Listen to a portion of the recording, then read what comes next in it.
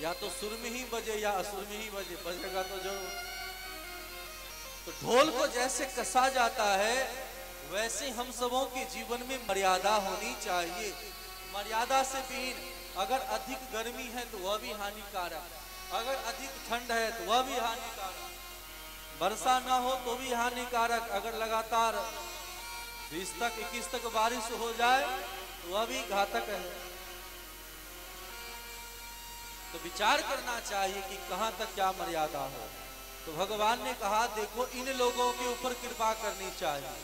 किस पर? मत्तम प्रमत्त उन्मत्तम सुप्तम बालम स्त्रियम जडम प्रपन्नम विरथम भीतम नरिपो हंति धर्मवित। जो डरा हुआ व्यक्ति हो, जो डर करके सामने कोई कार्य कर रहा हो, उस व्यक्ति के ऊपर दया करना चाहिए। मत्त हो, पागल हो, किसी काम में मत वाला हो अथवा खाया पिया हो, ऐसे व्यक्ति का मुंह कभी भी नहीं लगना चाहिए। वह व्यक्ति क्या बोलेगा क्या करेगा वह तो अपने मस्ती में होता है, और ऐसे मस्ती वाले लोगों से हार जाना भी बहादुरी है। चाहे धन का मतवाला हो, विद्या का मतवाला हो, गुण का मतवाला हो, उनके ऊपर दया करिए। तो मत्तम प्रमत्तम उन्मत्तम सुप्तम, सोया हुआ व्यक्ति क्या बोल देगा क्या करेगा उसका कुछ पता नहीं, तो उस पर दया करना चाहिए। सुप्तम बालम, बच्ची के ऊपर दया करनी चाहिए। स्त्रियम, स्त्री के ऊपर हमेशा दया करनी चाहिए। जडम, मूर्खों के ऊपर सदैव दया करनी चाहिए। बालम, विरथम भीतम, जो डरा हुआ व्यक्ति है इन पर आज दया करना चाहिए। बताओ ये सब लक्षण इनमें घटित हो रहा है कि नहीं?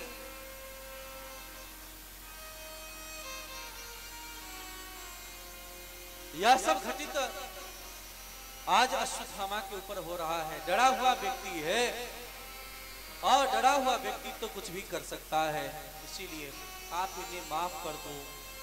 हाँ, दंड भी देना बहुत जरूरी है, मर्यादा करना भी अत्यंत जरूरी है। अगर मर्यादा ना हो तो काम नहीं बनेगा। और अश्वत्थामा के मणि छीन करके अपमानित करके श्रेष्ठ जनों का अपमान कर देना ही सबसे बड़ा दंड माना जाता है। अश्वत्थामा दुखी होकर के यहाँ से गया है और पांचों पांडव के साथ इनके कुल में एक बीज बचा है। कौन? तो श्री अर्जुन। अर्जुन के अभिमन्यु, और अभिमन्यु की पत्नी का नाम है उत्तरा महारानी।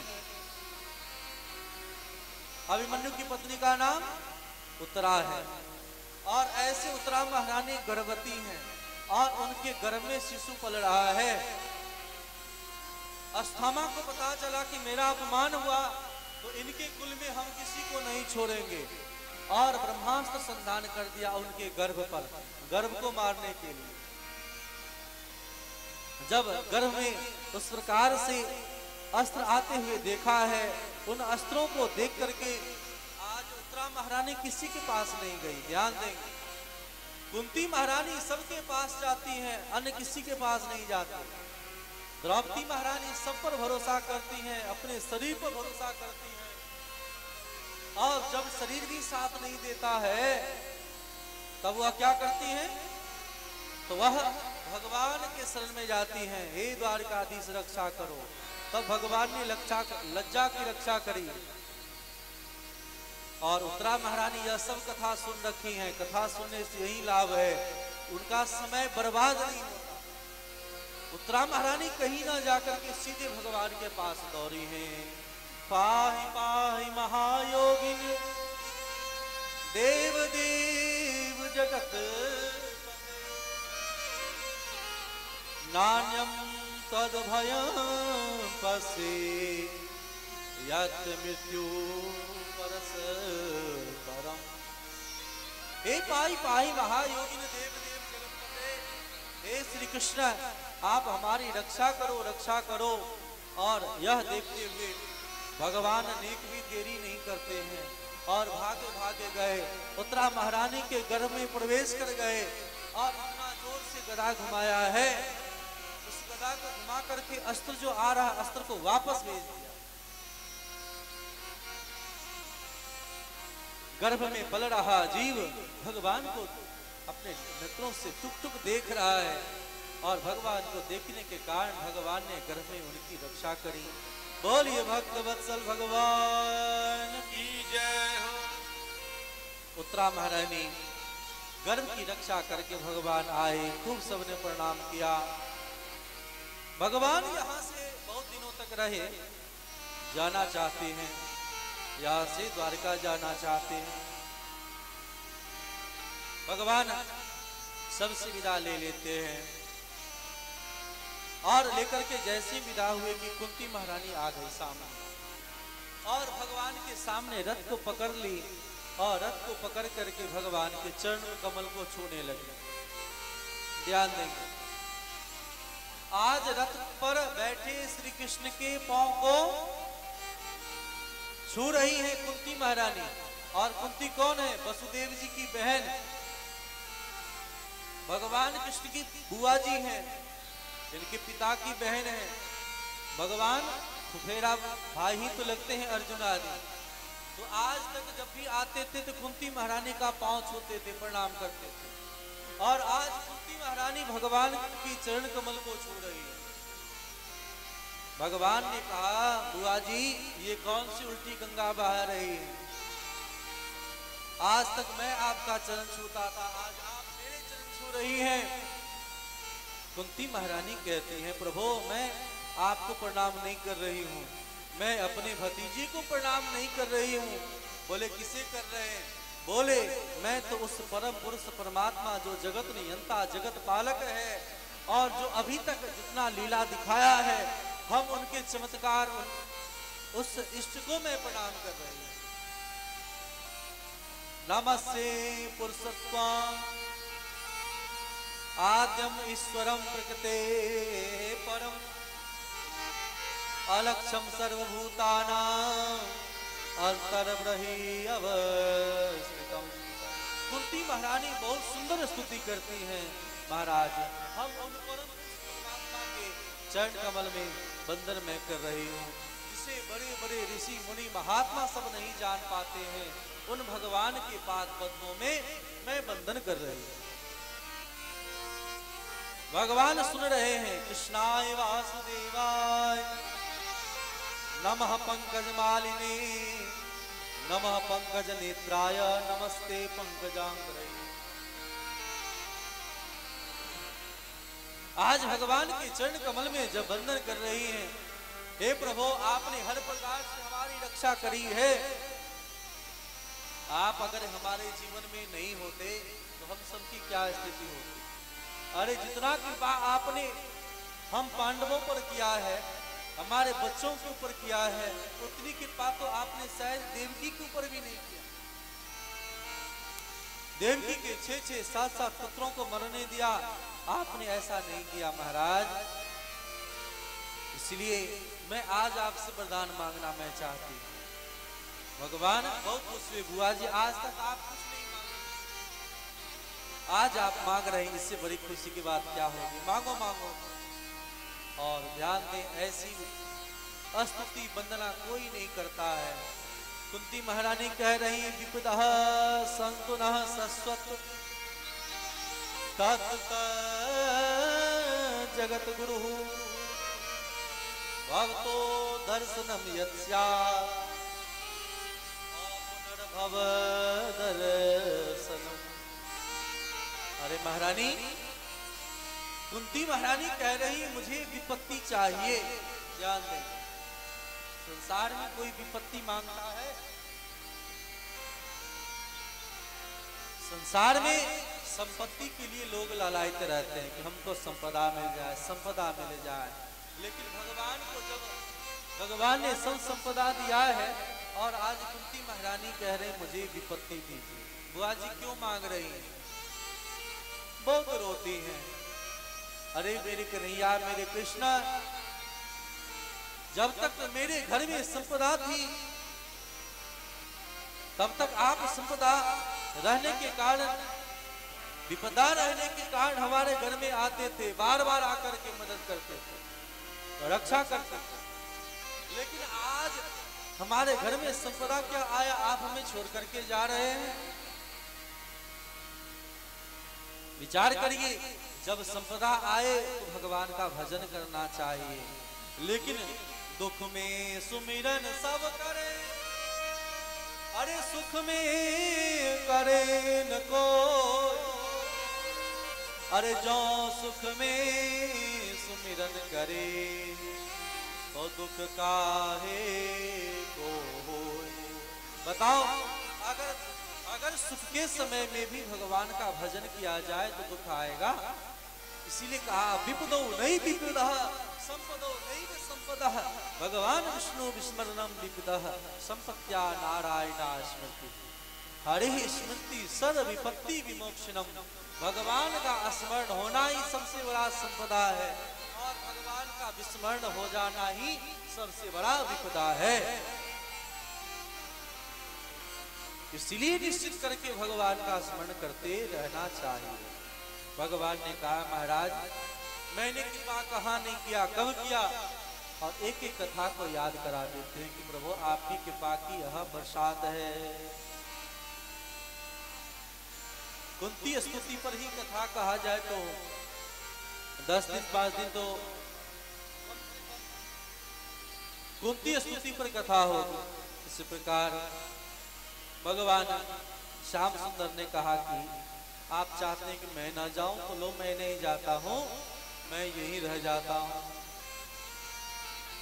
और भगवान श्याम सुंदर यहीं रह गए और रह करके भजन करने लगे। भगवान श्याम सुंदर को देख करके एक दिन युधिष्ठिर जी महाराज जोर जोर से रोने लगे। युधिष्ठिर जी महाराज को रोते बिलखते देख करके भगवान ने कहा, इनको उपदेश देना ठीक नहीं है, इसलिए भगवान उपदेश नहीं दे रहे हैं। और इन्हें उठा करके चले गए पितामह भीष्म के पास। पितामह भीष्म ने जब भगवान को देखा तो भगवान को देख करके पुकारा, हे मेरे उत्तरायण आप आइए। देखिए, भगवान श्री कृष्ण का भी नाम है उत्तरायण, क्योंकि उत्तरायण किसे कहते हैं? उत्तरा के गर्भ में प्रवेश करने वाले को उत्तरायण कहते हैं। उसी प्रकार बलि का मतलब बलि जी के समान, उत्तरायण का मतलब उत्तरा के अयन गर्भ में प्रवेश करने वाले को उत्तरायण कहते हैं। इसलिए परीक्षित जी के लगेंगे दादा, लेकिन कहते हैं भगवान तो हमारे सहोदर भ्राता है, क्योंकि एक साथ माँ के गर्भ में एक साथ रक्षा करने के लिए गए भगवान गर्भ में। अब उनके माँ के तो भाई हुए कि नहीं हुए? सहोदर भ्राता, सह उदरः। आज पितामह भीष्म ने भगवान को पुकारा है, प्रभु आइए। पांचों पांडव को देख करके कहा, पांडवों आप लोगों को बहुत दुख हुआ, मैं जानता हूं। हाँ, भक्ति मार्ग पर चलने पर कठिनाई तो होती है, लेकिन ध्यान दें, सत्य कभी पराजित नहीं होता। परेशान तो हो जाता है, लेकिन पराजित कभी नहीं होता है। ये पांडवों आप लोगों को बड़ा कष्ट उठाना पड़ा। मानो द्रौपदी हंसी कि दादाजी आज आपको ज्ञान याद आ रहा है, आज आपको ज्ञान याद आ रहा है। इतना मुसीबत हम लोगों के ऊपर आया, कभी आप नहीं बोले, आज बोल रहे हैं। तब कुंती, धर्म क्या है, धर्म का स्वभाव क्या है, स्वरूप क्या है, तो एक एक धर्म के बारे में महाभारत में एक पर्व है जिसका नाम है भीष्म पर्व। वहां स्त्री धर्म, वर्ण धर्म, वर्णगत धर्म, प्रत्येक व्यक्ति को वर्णाश्रम धर्म, प्राणप्रस्थ, संन्यास, गृहस्थ, ब्रह्मचर्य, किस आश्रम में रहने वाले को कैसे क्या करना चाहिए, इन सभी धर्मों के बारे में विस्तार से बतलाया है कि जीवन कैसे जिया जाए। अगर अपने जीवन के आदर्शों को समझना है तो ध्यान देंगे, 4 अध्याय हैं मुख्यतया भागवत के 7वें स्कंद में। जय जय राम जी। भागवत के 7वें स्कंद के 4 अध्याय, अंतिम के 11, 12, 13, 14 और अंतिम 15 भी पढ़ लें। अगर धर्म को समझना है, ये 4 दिशाएं हैं, चतुसंप्रदाय है, 4 आश्रम है, 4 वर्ण है, और इन व्यवस्थाओं को जनाने के लिए इन्हीं बातों का इशारा वहां के लिए किया गया। भागवत का अध्याय याद रखेंगे, भागवत सप्तम स्कंद 11, 12, 13, 14 समझ सकते हैं। इस सब के बारे में विस्तार से वर्णन करके बतलाया गया है कि जीव कौन सा धर्म करके इन पथों को समझ सकता है।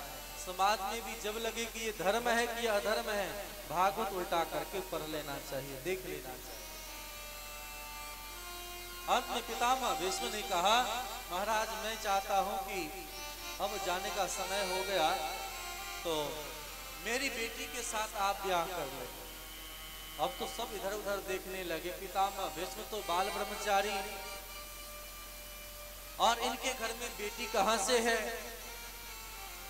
भगवान के सामने पितामह भीष्म ने कहा, महाराज ये हमारी मति, ये जो बुद्धि है, बुद्धि बेटी ही तो है, यह बुद्धि इधर उधर भटकती रहती है, हमारी मति इधर उधर लगती है, एक एक मिनटों में हजारों कामनाओं के पुल बांध देती है।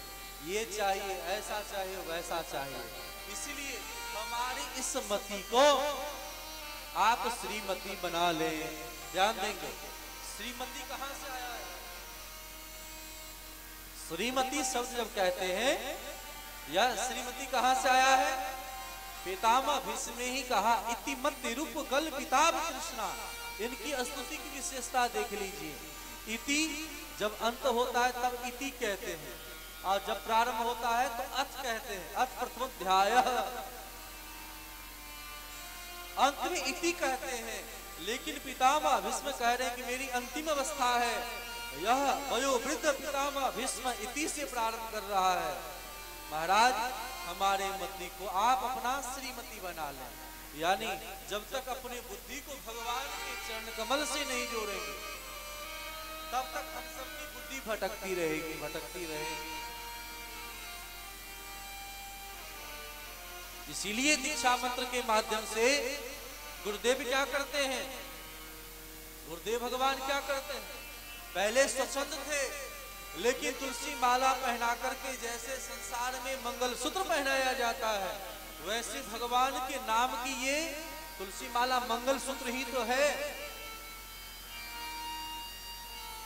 गले में तुलसी माला क्या है? भगवान के नाम का कि हम सुहागिन हैं। भगवान के भक्त ही सच्चे सुहागिन होता है। अब मैं भय हूं सुहागिन साची, अभी तक हम सुहागिन नहीं थे, हमारी मति भटक रही थी। यही है वैष्णवे क्रियते कथम। वैष्णव क्या करता है? तो सर्वप्रथम सुहागिन बनता है, और जैसे सुहागिन बन जाता है तो धीरे धीरे धीरे धीरे पति से प्रेम करता है, और पति से प्रेम करते करते अब उसे किसी वस्तु की अभिलाषा नहीं रह जाती। तो संसार में लोग गले में मंगल सूत्र पहनते हैं, मस्तिष्क पर तिलक लगाते हैं, सिंदूर लगाते हैं, उसी प्रकार भगवान के भक्त गले में तुलसी माला पहनते हैं और अपने सिर पर तिलक लगाते हैं। जो कहते हैं कि हम तो वैष्णव हैं, जन्मजात वैष्णव हैं, लेकिन तुलसी माला नहीं पहनेंगे, वो कैसा वैष्णव, वह कैसा विवाहिता? फैशन के नाम पर विवाह करने के बावजूद भी मंगल सूत्र न पहने और सिंदूर न लगाए, लगाए भी तो थोड़ा सा लगाए, वो क्या चाहते हैं? क्या विवाहित कहलाने में उन्हें खराब लगता है? दुख का अनुभव होता है। इसीलिए सच्ची सुहागिन वही है जो भरपूर सिंदूर धारण करते हैं, अधिक मात्रा में सिंदूर लगानी चाहिए। अगर आप अधिक मात्रा में सिंदूर नहीं लगा रहे हैं, इसका मतलब आप पतिव्रता नहीं है, नहीं है, नहीं है। शास्त्र कहता है अगर वैष्णव होकर के तिलक लगाने में शर्म लगता है तो आप वैष्णव नहीं है, नहीं है। तुलसी माला पहनने में कैसा शर्म? क्या चोरी है? गलत काम तो नहीं है, अच्छा ही तो है, इसलिए स्वीकार करना चाहिए, तभी हमारी मति शुद्ध होगी।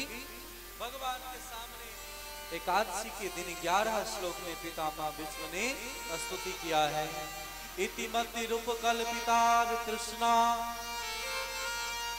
भगवती सात्वती पुंगमे विमुनि स्वासुखमुपगते क्वचिद विहरतुं प्रकृतमुपेयस यद भव प्रवाह त्रिभुवन कमनम तमाल वर्णम रविकर गौर बराम्बरम ददानि।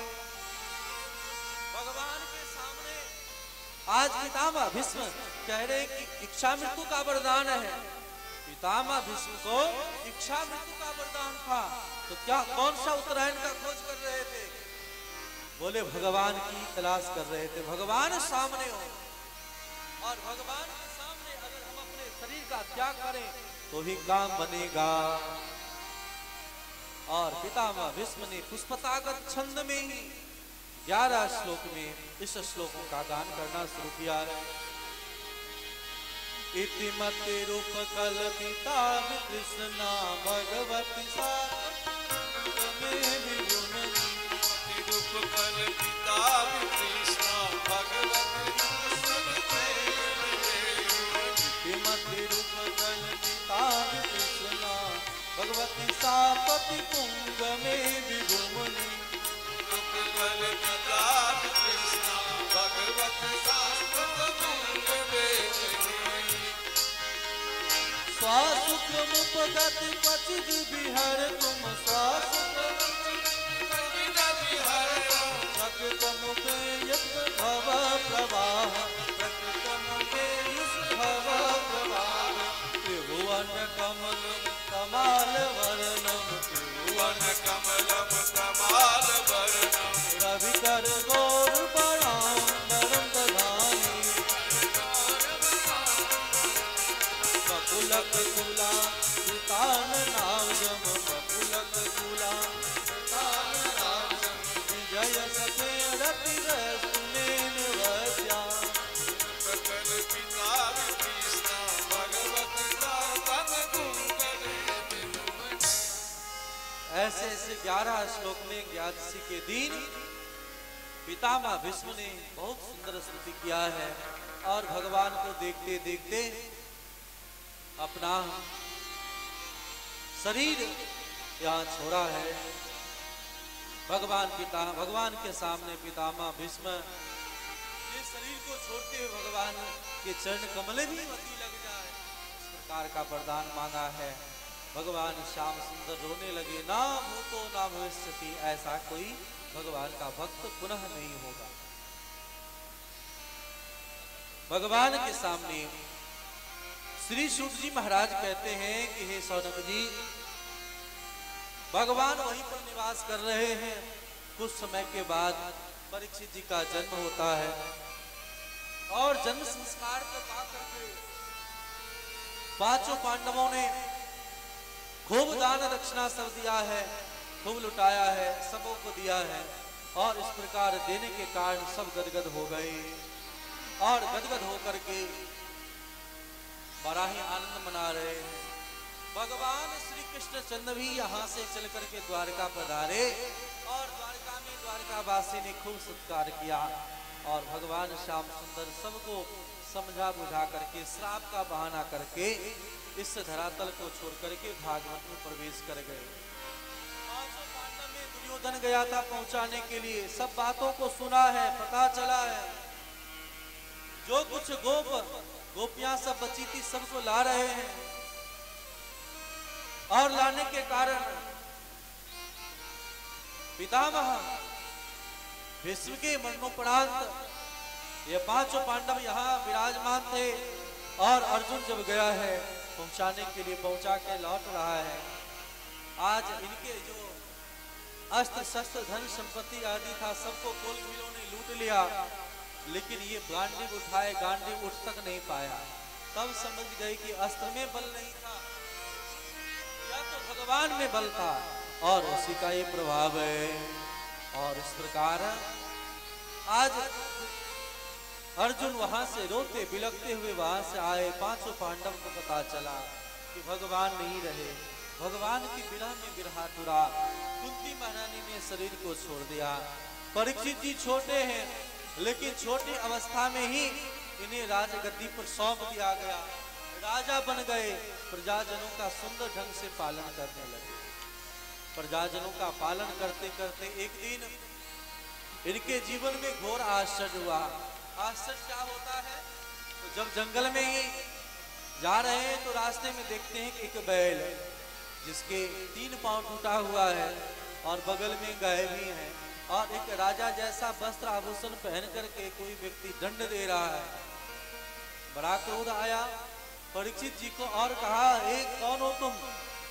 तब उस व्यक्ति ने परिचय देते कहा कि मेरा नाम कलयुग है। भगवान श्री कृष्ण के समय में ही आज से 5200 वर्ष कलयुग व्यतीत हो चुका है। कलयुग का आयु है 4,32,000 वर्ष, जिनमें अभी मात्र 5200 वर्ष व्यतीत हुआ है। और ऐसे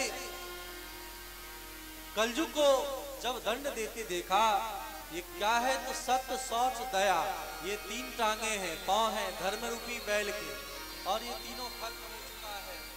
और अब जो दान है वह दान भी नाश की ओर बढ़ रहा है।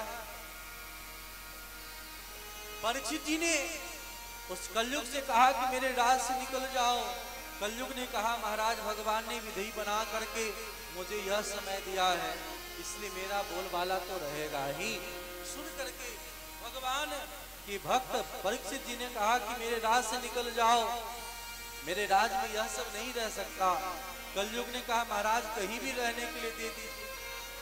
और तब कलयुग को रहने के लिए 4 स्थान श्री परीक्षित जी ने दिया है। वह 4 स्थान कहाँ है? जहां जुआ खेली जाती हो, जहां मदिरापान होता हो, जहां वेश्यागमन होता हो, और जहां हिंसा होती हो। ऐसे 4 स्थलों को भगवान के प्यारे भक्त परीक्षित ने कलयुग के लिए स्थान दे दिया कि इन स्थलों पर आप निवास करो। दुर्भाग्य है समाज का, स्थानों का, ग्रामीण परिवेशों में जहां तहां देखा जाता है कि बड़े सुंदर सुंदर मठ मंदिर सब बन रहे हैं। ये तो सौभाग्य की बात है। दान भी खूब लोग कर रहे हैं, चंदा भी खूब दे रहे हैं, टाइल्स मार्बल भी लगा रहे हैं, लेकिन दुर्भाग्य यह है कि वहां पर लगाने के बावजूद भी 1-2 संत महात्मा दिखाई नहीं पड़ते हैं। और ऐसे मठ मंदिरों पर कब्जा किसका है? तो जुएरियों का, ताश पत्ता खेलने वालों का, नशा करने वाले लोग आज कब्जा करके बैठे हुए हैं। देखने में तो धर्म का क्षेत्र है, मंदिर है, लेकिन धर्म के क्षेत्र को भी कलयुग का अड्डा बना छोड़ रखा है। फिर कहां से आपको लाभ मिलेगा? उन्नति का मतलब है, शास्त्रों को जानने का मतलब है, जीवन में हम जुआ ना खेलें, हम मदिरा पान ना करें, हम हिंसा ना करें। बताओ, यह सब कलयुग का बात है कि नहीं? लेकिन जब इस प्रकार जब दुर्गुण अगर आपके भीतर होगा, आप अगर परहेज नहीं करेंगे तो लाख डॉक्टर दवा दे, दवा फायदा करने वाला नहीं है। इसीलिए निश्चित करके हम सबों को शास्त्रों के वचनों का अवलोकन करना चाहिए। कलयुग ने कहा कि जैसा आपने चेहरा देखा वैसा ही आपने जगह भी दे दिया महाराज। अरे कोई सुंदर सा जगह देते, हम में बढ़िया भी गुण है, हम में लक्षण भी अच्छा है। बोले क्या है? बोले कलयुग की विशेषता है, कलेर दोष निधे राजन एको एक महान गुणः कीर्तनादेव कृष्णस्य मुक्त संगः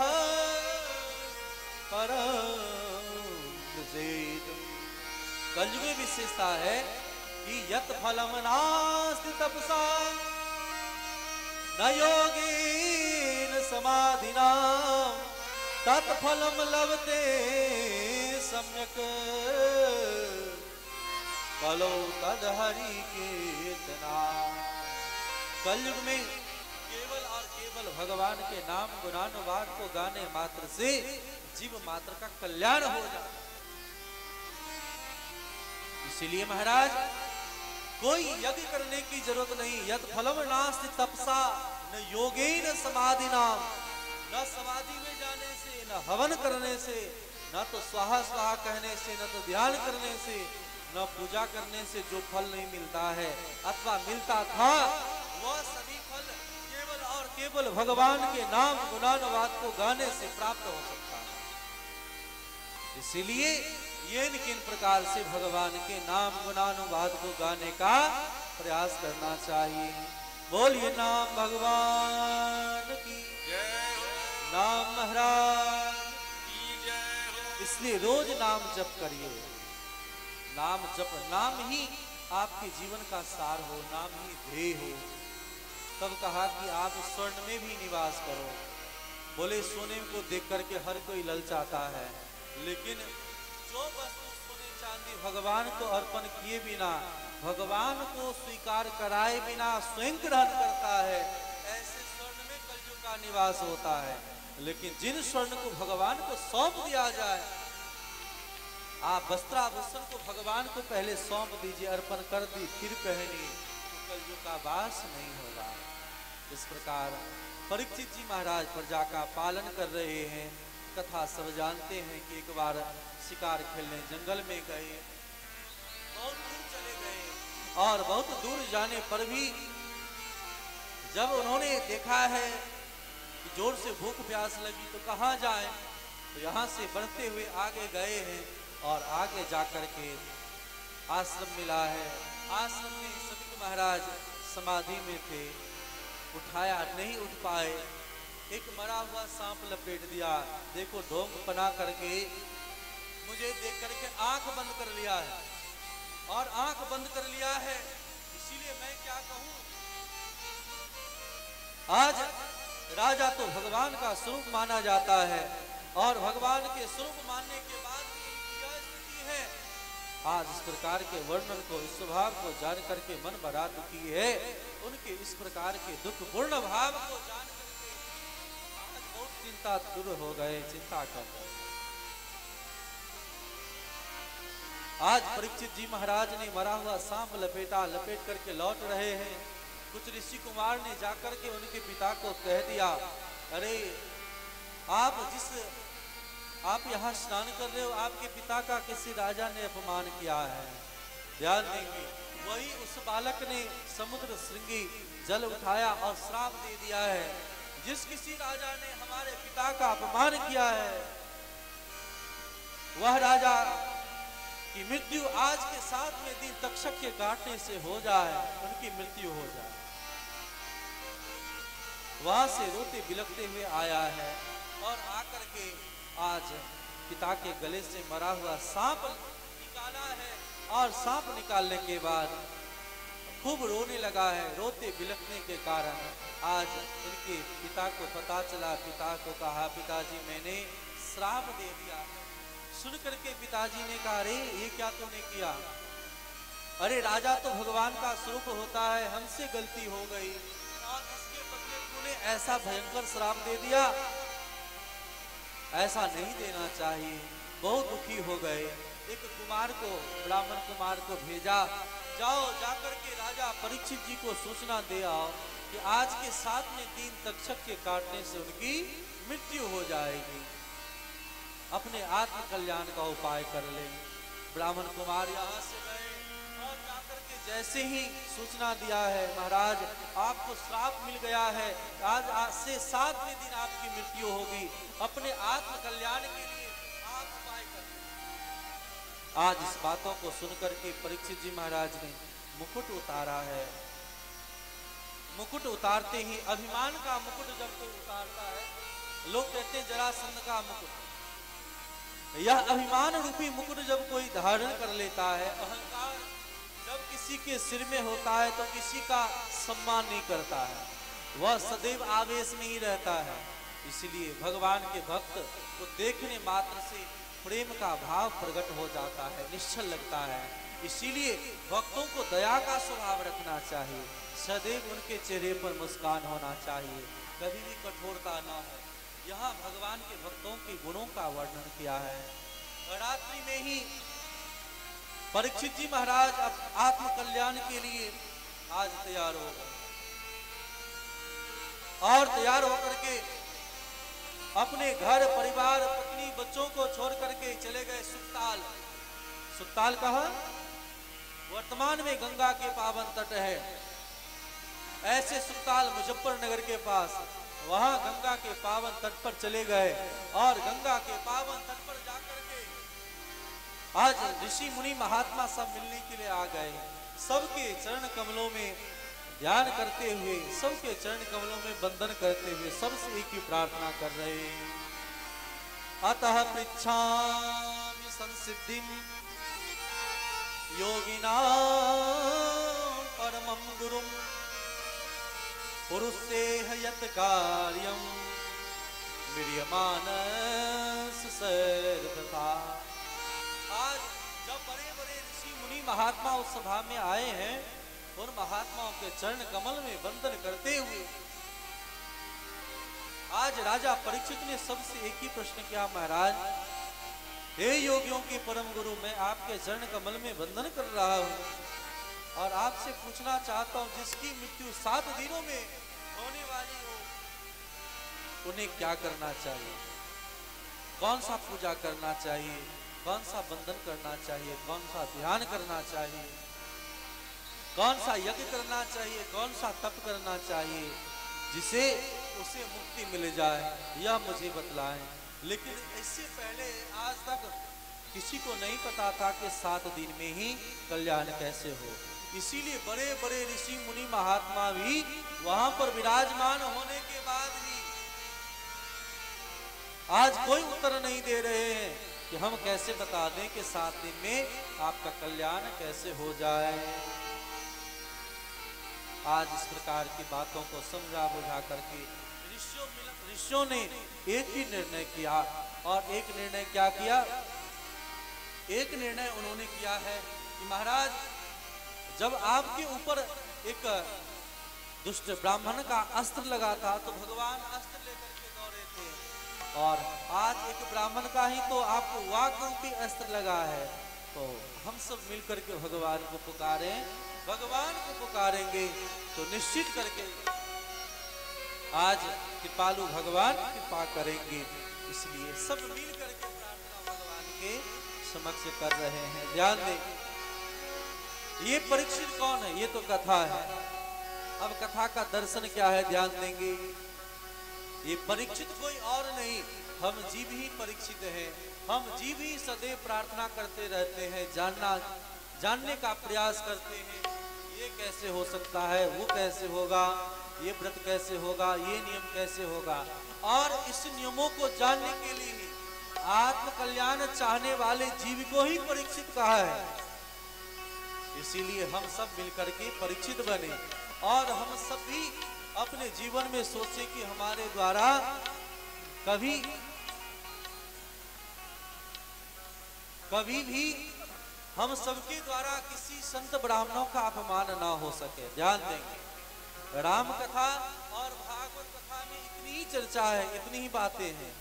राम कथा में एक असंत को संत समझे तो प्रताप भानु राजा को राक्षस बनना पड़ा। आप कथा सब सुनते हैं। और इस श्रीमद् भागवत में परीक्षित जी एक अच्छे संत को नहीं पहचान पाए, इसलिए श्राप मिल गया। तो अपने जीवन में हम सबों के द्वारा कभी भी किसी महतजन का अपराध ना बन सके। ध्यान देंगे। और संत महात्माओं का अगर अपराध बन गया तो आपका कोई भी कल्याण नहीं करा सकता है। भगवान की गलती अगर आपने की तो भगवान के भक्त संत गुरु क्षमा करवा सकते हैं, लेकिन भगवान का जो भक्त है ऐसे भक्तों का अपमान अगर आपके द्वारा होगा तो दुर्गति ही हो जाएगी। इसीलिए हम सबों को सावधानी से कथा श्रवण करनी चाहिए। ये 7 दिन क्या है? ये 2 आंख के छिद्र, 2 कान के छिद्र, 2 नाक के छिद्र और 1 मुख, इन सबों को जो कंट्रोल कर लेता है उसी को तो 7 दिन में मुक्ति मिल जाती है। जिन लोगों को इन सब इंद्रियों पर कंट्रोल नहीं है, उन पर भगवान कभी कृपा नहीं करते हैं, वह बेमौत मारे जाते हैं। इसीलिए हम लोगों को सच्चे परीक्षित बनना चाहिए। और हम सबों के मन में जो जो जिज्ञासाएं हैं मन में आप सब सोच करके आएंगे और उन सभी प्रश्नों का उत्तर आपको भागवत कथा में मिल जाएगी। तो आइए हम सब मिलकर के प्रार्थना करें। आज की कथा यही विराम। जब सब मिलकर के रात्रि भर कीर्तन करेंगे तो कल श्री सुखदेव जी महाराज का कथा में आगमन होगा और सुखदेव जी आएंगे तो झटपट कथा सुनाते जाएंगे और भगवान को आपके हृदय में उतारते जाएंगे। और इसी क्रम में भगवान का कल अवतार होगा सनकादिक के रूप में, भगवान के कपिल के रूप में, और भगवान कल बारह के रूप में भगवान का अवतार होगा। कम से कम 3 अवतार तो करा ही दें। नारायण का अवतार कल ही होगा और अंत में भगवान शंकर के लीला का दर्शन करेंगे हम लोग। बोलिए भक्त वत्सल भगवान की जय। तो भगवान की कृपा को सब मिलकर के याद करें, खड़े होकर के सब लोग इस पद का गान करेंगे, आरती का आनंद लेंगे। और ध्यान दें, आरती जैसे ही हो जाए तो सब बैठ जाइए। आरती हो जाने के बाद आप सब बैठ जाएंगे और बैठे बैठे ही आपको आरती वहीं आपका, तब तक भजन भी आप सुनेंगे और उसके बाद प्रसाद भी आपको बैठे बैठे मिल जाएगा। उठने का प्रयास ना करें, इससे व्यवधान ना पहुंचे। इस प्रकार आइए ताली की सेवा करते हुए सब मिलकर के गान करें। बोलिए भक्त वत्सल भगवान की जय हो, भक्त वत्सल भगवान की जय हो।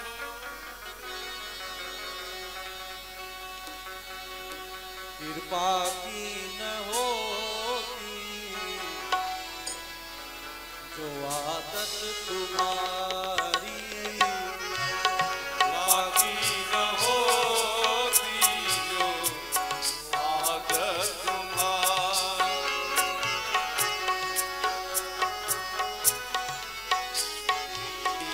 जो आदत तुम्हारी। कृपा की न होती जो आदत तुम्हारी, बाकी न होती जो आदत तुम्हारी, तो सुनी तो सुनी रहती, अदालत तुम्हारी। बाकी न होती जो आदत तुम्हारी, जय हो सदाई। बाकी न होती जो आदत तुम्हारी।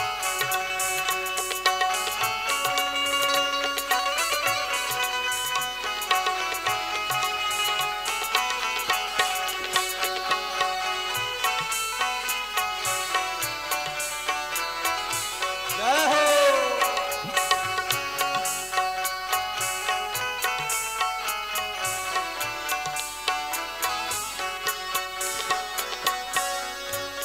जो दीनों के दिल जगह तुम पाते, जो दीनों के दिल में जगह तुम न पाते,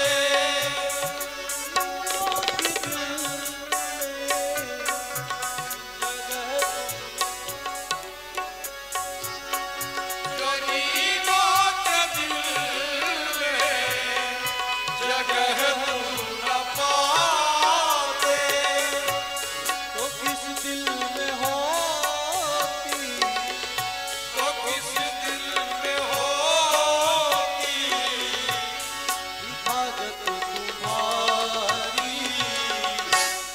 बाकी न होती जो आदत तुम्हारी, बाकी न होती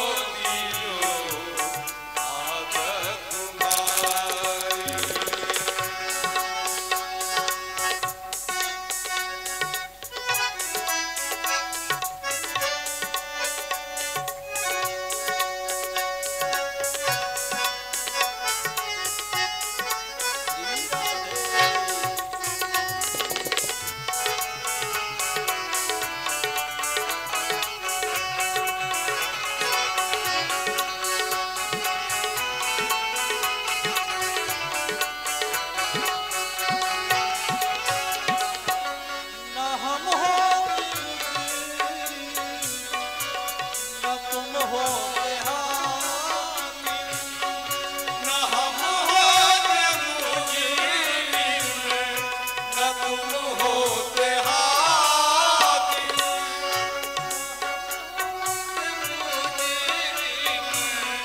न तुम होते हाकिम।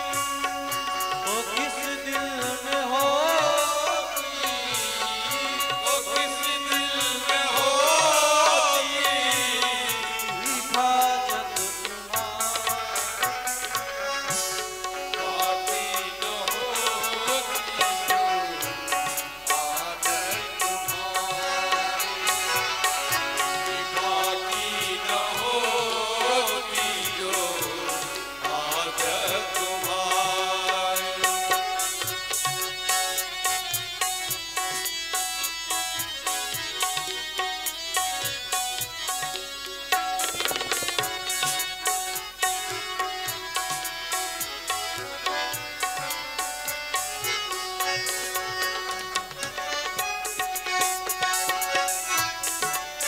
सबदाई राय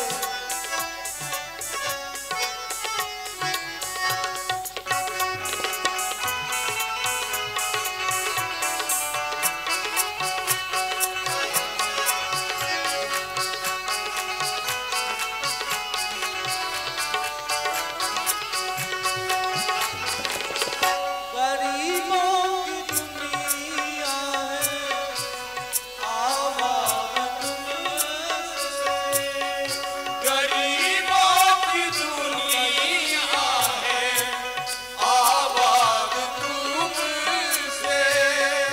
गरीबों की दुनिया आबाद तुमसे, गरीबों की दुनिया है, आबाद तुमसे। गरीबों से है गरीबों से है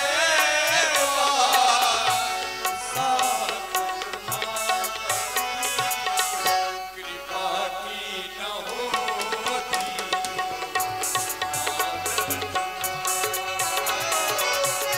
कृपा की न होती जो आदत तुम्हारी, कृपा की न होती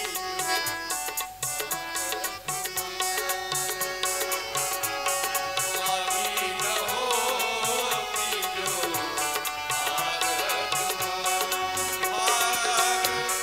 लाल की है आरती, पापियों को पाप से है प्यार।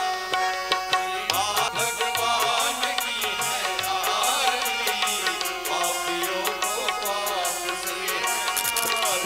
ये अमर ग्रंथ, ये मुक्ति पंथ, ये पंचम वेद निराला, नव ज्योत जगाने वाला। ये अमर ग्रंथ, ये मुक्ति पंथ, ये पंचम वेद निराला, नव ज्योत जगाने वाला। हरि नाम यही, हरि धाम यही, हरि नाम यही, हरि धाम यही। ये जग मंगल की आरती, पापियों को पाप से है तारती। भागवत भगवान की है आरती, पापियों को पाप से है तारती।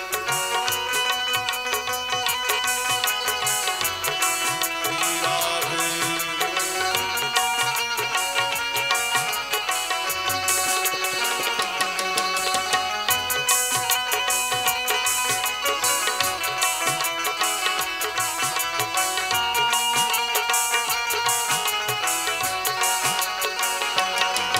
ये सात गीत पावन पुनीत, पापों को मिटाने वाला, हरि दरस कराने वाला।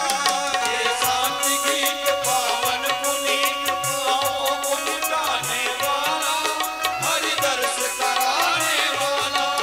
ये सुख करनी, ये दुख हरनी, ये सुख करनी, ये दुख हरनी। श्री मधुसूदन की आरती, पापियों को पाप से है तारती। श्री भागवत भगवान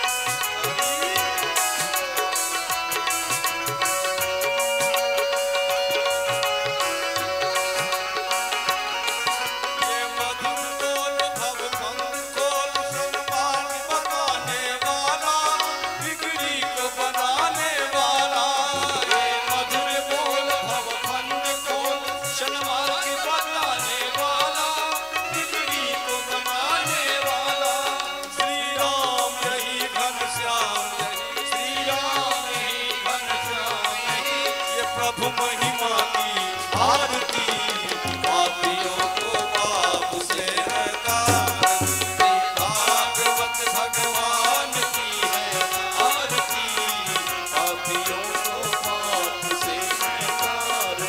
हरे कृष्णा कृष्णा कृष्णा हरे हरे, हरे राम राम राम हरे हरे, हरे कृष्णा कृष्णा कृष्णा हरे हरे, हरे राम राम हरे हरे, हरे कृष्णा कृष्णा हरे हरे, हरे राम राम राम हरे हरे, हरे कृष्णा कृष्णा कृष्णा हरे हरे, हरे राम राम राम हरे हरे। हरि बोल हरि बोल हरि बोल, हरि बोल हरि बोल हरि बोल, हरि बोल हरि बोल, हरि बोल हरि बोल, हरि बोल हरि बोल, हरि बोल हरि बोल, हरि बोल हरि बोल, हरि बोल हरि बोल, हरि बोल हरि बोल, हरि ओम।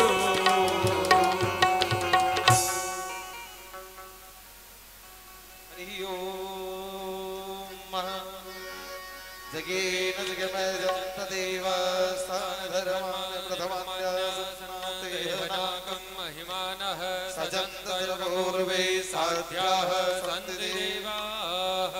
श्रीवन्दिका बकुलचम्पकपाटलाब्जे पुन्नागजादिगर्भीरडसालपुष्पे बिल्वप्रबालतुलसीदलमञ्जरीभिस्तुम्बोजयामि जगदीश स्वर में प्रसीद।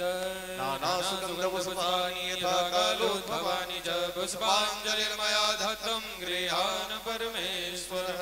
इस मंत्र पुष्पाञ्जलि समर्पयामि श्री भगवन्नाम स्वरूपिणे श्रीमद्भागवत महापुराणाय नमः। मंत्र पुष्पाञ्जलि समर्पयामि। श्री भागवत भगवान की जय हो, श्री भागवत भगवान की जय हो, श्री राजर्षि परीक्षित जी महाराज की जय हो, श्री ब्रह्मर्षि सुखदेव जी महाराज की जय हो, श्री व्यास भगवान की जय हो, श्री राधा कृष्ण भगवान की जय हो, श्री सीता रामचंद्र भगवान की जय हो, श्री हनुमान जी महाराज की जय हो, जगदम्बा माई की जय हो, श्री नारायण भगवान की जय हो, आयोजन कर्ता की नगर बस्ती की जय हो, धर्म की अधर्म का प्राणियों में विश्व का गौ माता की हिंदू सनातन धर्म की जय जय श्री राधे श्याम, जय जय श्री सीताराम राम महाराज की जय। हर हर महादेव। श्रद्धालु भक्तगण आरती और प्रसाद लेकर के जाएं। महाराज जी कहले धान जे बैस जाइला, बैस जाओ अपना अपना जगह पर आप।